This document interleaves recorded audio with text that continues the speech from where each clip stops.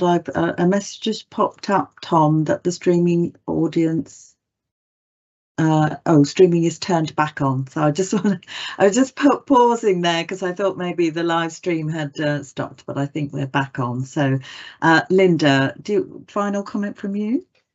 So as far as the metrics are concerned that we're being monitored on currently nationally and regionally that are in the document, those will start to go more frequently now to QDOS and the other various quality assurance groups within the ICB. Just reflecting on what David has said about what the patients are feeling and experiencing, he's absolutely right that the national survey won't be available in time, and that's being changed. However, all 15 PCNs have committed to undertaking frequent local surveys of their patients in any way they can, working closely with Healthwatch. So I would hope that by then, because these local surveys have already started, that we'll be able to bring that to you if that's the focus of the March meeting. Thank you. I think it'd be good to get a sense of where we are, so that we are observing progress and an impact of the work that we're doing. So that would be helpful. But thank you very much to David and Linda and the team, who I know work tirelessly to do this and to support our primary care colleagues, and of course to all our primary care colleagues for everything they're doing. I think this is a really helpful discussion and really important for us to note the progress and the plan that's in place, and look forward to getting an update in March. So thank you, colleagues, for that. Okay, I think I'll move us on then to our long-term workforce strategy update. So Katie, if you're content, we can kick off on that. Thank you. Hello, everybody. Nice to see you all. Yeah, you'll recall that I came to the May meeting and we talked a bit about the workforce position at that point.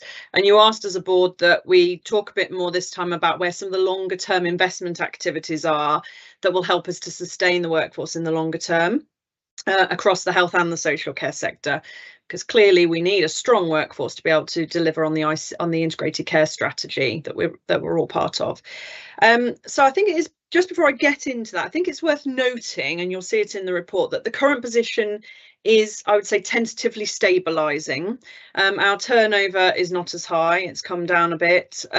We are finding that we're able to get more people in through recruitment, so some of the vacancy rates are coming down.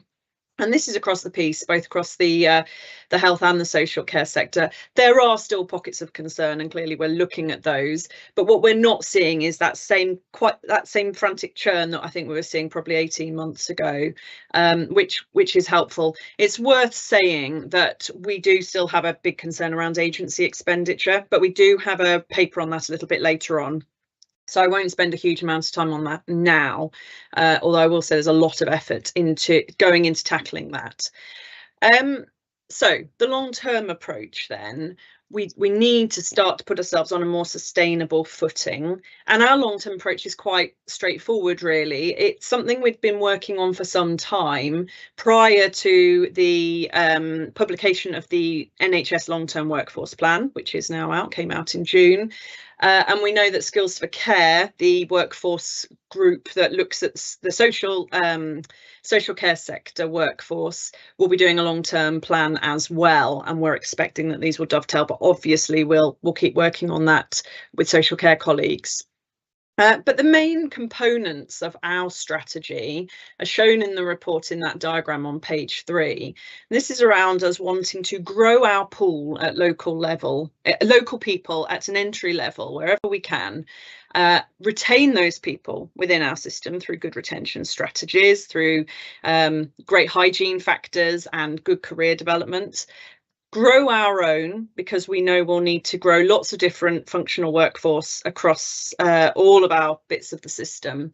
And then where the workforce supply isn't there, well, that's one of the reasons for it, but there'll be lots of other reasons for reform. We'll reform how we work and do things differently. So that's fundamentally what we are about.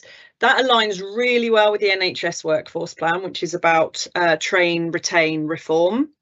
very fortuitous that the two aligned when that was published, and it does align with what Skills for Care colleagues are telling us and social care colleagues are telling us as well. So the system work is now geared around those 4 categories, and I thought what would be useful is to just say a little bit about what we're doing, pull out a few key things that we're doing to deliver that across the system. So some of the key things, if we talk about growing the pool, we've got quite a lot of attraction work going on. We're